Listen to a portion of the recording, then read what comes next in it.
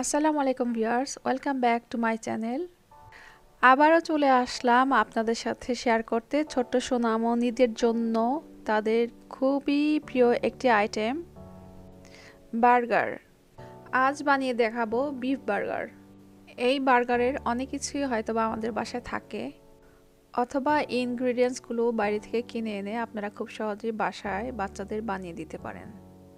তো beef burger বানাতে আমাদের যা কিছু লাগবে, প্রথমে আমি এখানে নিয়েছি সালাদ পাতা বা লেটুস পাতা। পাতা একটাকে আমি কুচি করে কেটে নিয়েছি, আর একটা পাতাকে আস্ত রেখেছি। কেটে নিয়েছি tomato, tomato ketchup, burger sauce এবং দুটি বার্গার বান।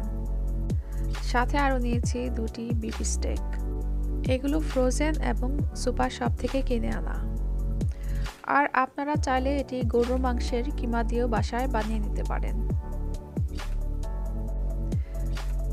এবার একটি ফ্রাই প্যানে 20 গ্রামের মতো বাটার অথবা রান্নার তেল দিয়ে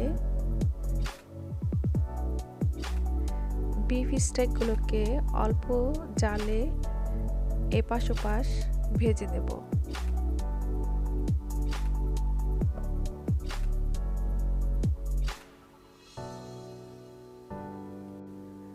দুপাশ ভেজে নিয়ে এগুলোকে উঠিয়ে রাখবো।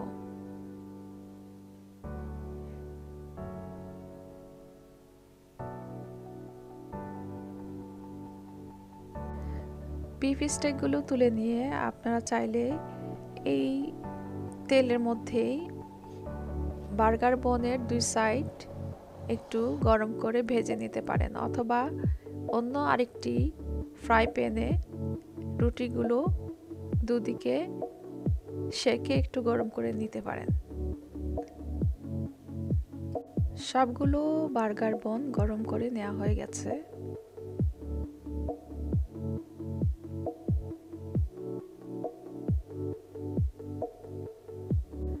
সবগুলো উপাদান জোগাড় হয়ে গেছে। এবার আপনাদের দেখাবো কিভাবে আপনারা বার্গারগুলো বানাবেন।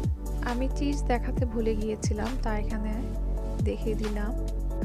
তো প্রথমে আমরা বার্গার বনের নিচের পার্টে বার্গার সস লাগিয়ে নিলাম, তারপর উপরের পার্টে লাগিয়ে নিলাম টমেটো কেচাপ, আর অন্যটির এক সাইডে কেচাপ এবং এক সাইডে বার্গার সস, এভাবে দুপাশে লাগিয়ে নিলাম।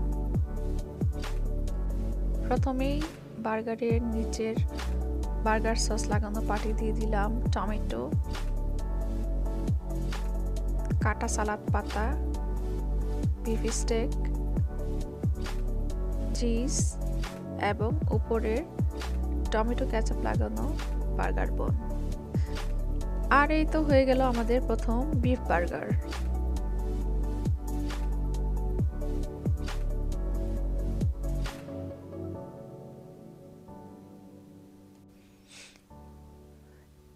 এবার আসছি আমাদের দ্বিতীয় বিফ বার্গারে। এবার বার্গার বনের নিচের পাটে আমি দিয়ে দিলাম একটু বেশি করে টমেটো, লেটুস পাতা, বিফ স্টেক, চিজ, তারপর উপরে দিয়ে দিলাম বনের উপরের সাইড। এ তো হয়ে গেল দ্বিতীয় চিজ বার্গার বা বিফ চিজ বার্গার অথবা বিফ বার্গার।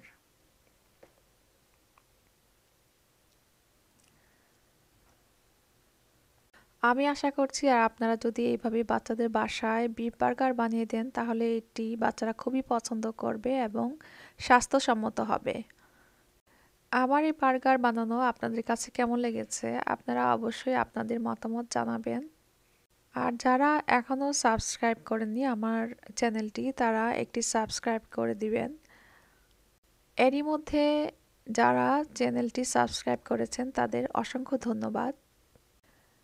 আজকের মতো এখানে শেষ করছি। সবাই ভালো থাকবেন, আবারও দেখা হবে।